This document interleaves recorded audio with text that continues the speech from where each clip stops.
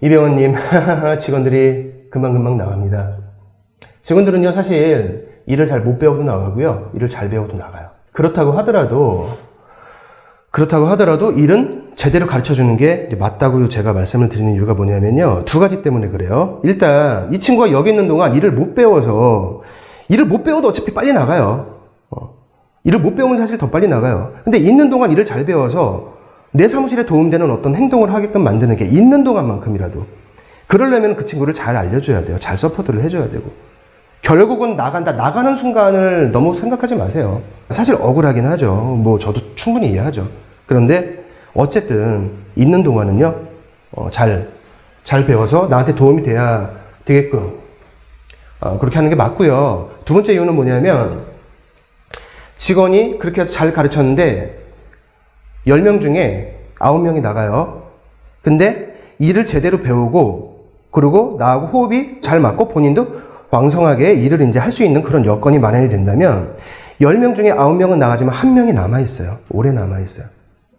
그 1명이요, 나머지 나간 9명의 몫을 해줘요.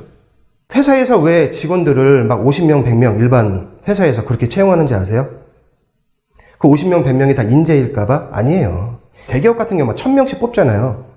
1000명 중에 990명은 다 나가는 거 그 사람들도 알아요. 뽑는 사람들도. 결국은 나가는 거, 이직하고 딴 데서 뭐 조건 좋다라고 하면 이직하고 다 알아요. 진짜로 1000명이 필요해서 그런 게 아니라 나중에 남아있는 그 10명 때문에 1000명을 뽑는 거예요. 대기업들도. 우리 중개사무실도요, 규모는 작지만 솔직히 같은 이치입니다. 한 명 뽑아서 가르치면 내보내, 또 한 명 뽑아서 가르치면 내보내. 이게 이제 반복되면 직원 뽑는 것도 짜증나거든요.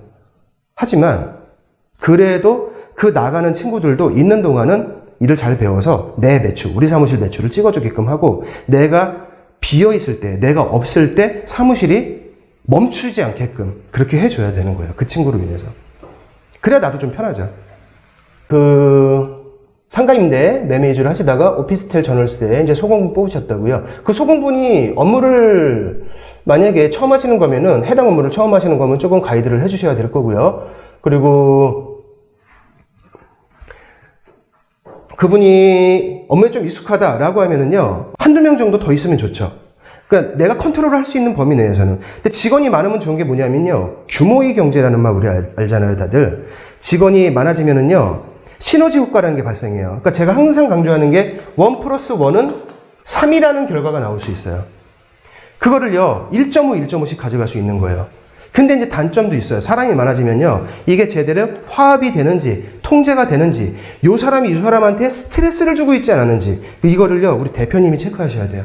이거를 체크를 안 하면 1+1이 1도 아니고 0.5밖에 안 되는 경우가 있어요. 그러면 오히려 사람이 한 명이 더 있는 게 더 마이너스가 될 수도 있죠. 전체적인 구성원들한테. 비용은 그만큼 더 나가는데, 광고비, 뭐 식대 뭐 더 나가는데.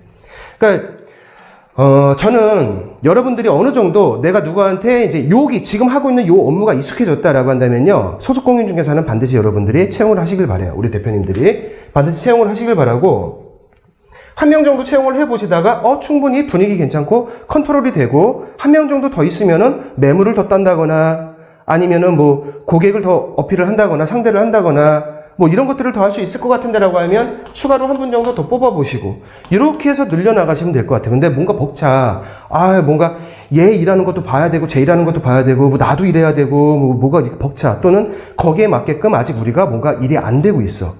이 사람들, 이 구성원이 다 먹고 살 만한 게 전혀 안 들어와. 라고 하면은 직원 채용하는 걸 거기서 잠깐 스톱을 하셨다가 그 문제점을 해결을 해야죠.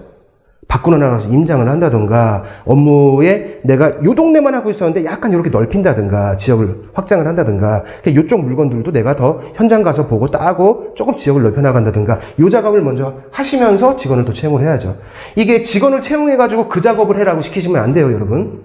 직원 뽑아서 그거 시키면 안 돼요? 안 되죠. 여러분들이면 하겠어요? 기본급 100만 원 받고? 아니면 다른 뭔가를 줘야죠. 네가 작업해오는 거는 앞으로 작업해온 날서부터 3개월간 누가 계약해도 내가 계약해도 네 걸로 인정해줄게. 네가 따온 물건은 너하고 공동중개인 셈 쳐줄게. 네가 임대인 측이라고 생각할게. 임대인 중개보수 중에 우리 5대5로 나누기로 했으니까 임대인 중개보수는 무조건 50% 너한테 줄게. 뭐 이런 식으로 뭔가가 있어야 하겠죠. 자, 그런데 여러분 이제 주의하실 게 뭐냐면요. 직원을 많이 늘리는 게 좋지는 않아요. 저는 직원이 많을 때 40명까지도 있었거든요. 근데 이게 굉장히 스트레스 많이 받고요, 사실. 직원이 늘어나면 늘어날수록 굉장히 스트레스 많이 받고 뭐 그런 일이기 때문에 직원이 만약에 5명이 넘어간다라고 한다면요.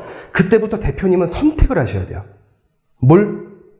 내가 직접 영업을 뛰면서 사무실 운영을 할 것인가? 아니면 이 직원들을 컨트롤하고 관리하고 교육하고 얘네들 먹을 거를 내가 뒤에서 계속 준비하고 클레임이 들어오는 게 있으면 그거를 뒤에서 봐주기도 하고 이러면서 직원들한테 집중해서 얘네들이 벌어오는 돈으로 나도 먹고 살고 같이 먹고 살 것인가?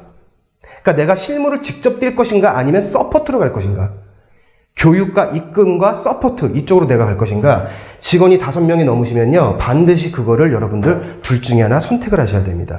애매하게 직원은 많고 얘네들이 돈을 벌어오면 좋은 거고 못 벌어와도 상관없고 왜냐면 나는 그냥 내가 나가서 일하니까 이러면은요 직원들 방치되고 안에서는 골마요.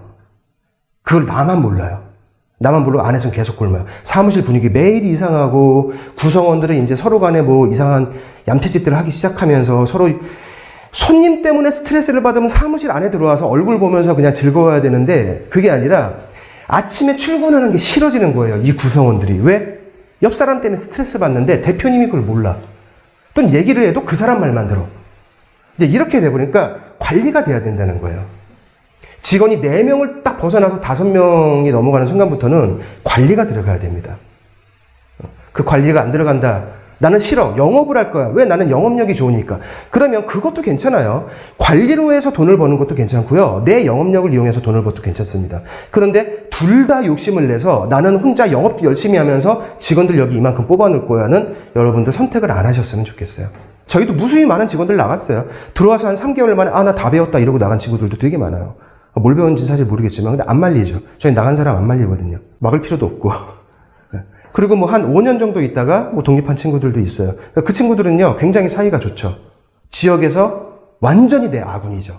근데 그런 와중에도 또 오래 남아있는 직원들이 있어요. 그러니까 여러분들 그런 사람들하고 이렇게 계속 해 나가시면 되고요. 직원들이 오래 있는 방법 중에 하나가 뭐냐면 짬밥이 참은 직원들이 나간다. 일을 다 배우면 나간다. 물론 그렇습니다. 하지만 아닌 경우가 있어요. 일도 잘 알려주고 호흡도 같이 잘 맞고 나 몰라라 뭐 머리 아픈 일 있으면 나 몰라라 하고 뭐 사라지고 이런 대표님 아니고 같이 가는 그런 대표님 같고 자잘한 거 있죠. 자잘한 거에 치사하지 않고 사람은 의외로 자잘한 거에 되게 속 많이 상해하거든요.